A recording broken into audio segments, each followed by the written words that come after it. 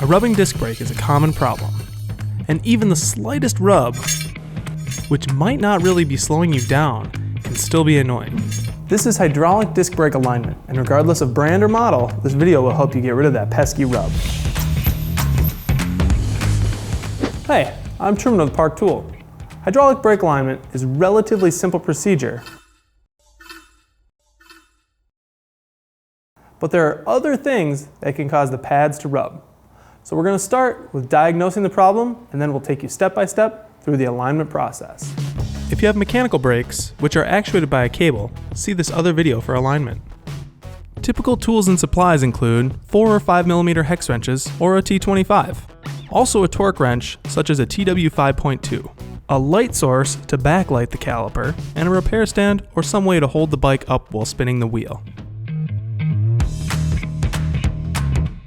First, we'll elevate the bike, spin the wheel, and sight the gaps between the rotor and pads. Backlight the caliper to make it easier to see.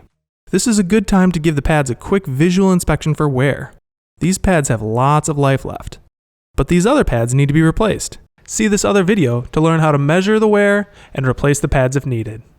Back on our spinning wheel, we see there is no rub between the rotor and pads. So in this case, we would consider ourselves done with the alignment.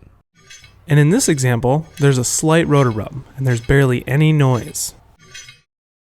So you might just call this one good to go. But even with clear rotor rub, we should at least be aware of other things that can cause or amplify this symptom. Wheel alignment is critical to check, especially on open dropout bikes. Fully seating the wheel can solve the problem, and it can even work on through-axle bikes. A bent rotor will show a lot of movement side to side, and this makes pad alignment difficult or impossible. Rotor replacement is a good option, but some rotor truing may be possible, and that process is shown in this other video. You should also check the rotor for play. Rotors are secured using either mounting bolts or a lock ring. See this other video for rotor installation.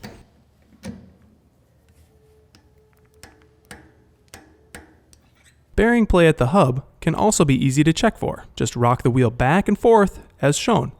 If there's play, fix it.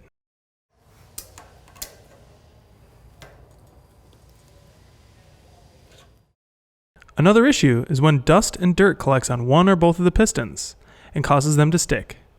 In many cases, you can still achieve proper alignment with sticky pistons, but for more information, see this other video.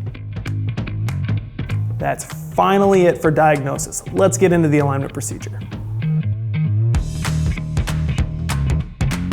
Alignment procedures are the same for front and rear brakes. Loosen the mounting bolts until the caliper body is able to freely move side to side. Note that on some bikes the mounting bolts are under the stay, or on a bracket. Now we squeeze the brake lever. This centers the caliper body over the rotor. While holding the lever, snug up the bolts. Release the brake lever. Spin the wheel to test for pad rub. If there is no rubbing, the pads are aligned. Secure the mounting bolts to full torque, 6 to 8 Newton meters, and your work is complete. If the pads are still rubbing, we need to do some fine tuning. Loosen one bolt at a time and adjust until there is a gap on either side of the rotor. Take extra caution with your fingers and tools while working near a spinning wheel.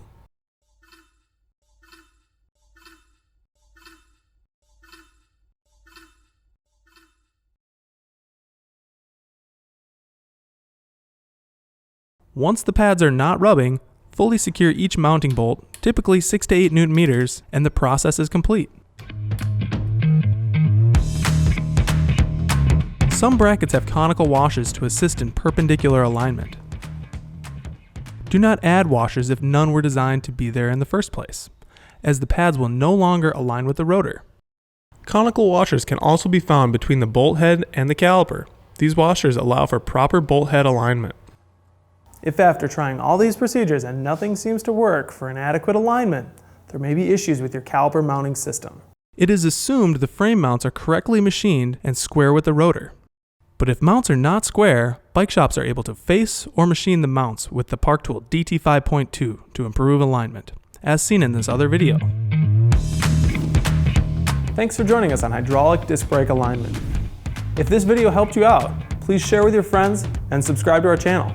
Sometimes all it takes is that one bit of knowledge to take your ride, your friend's ride, or your customer's ride to the next level. Thanks for watching.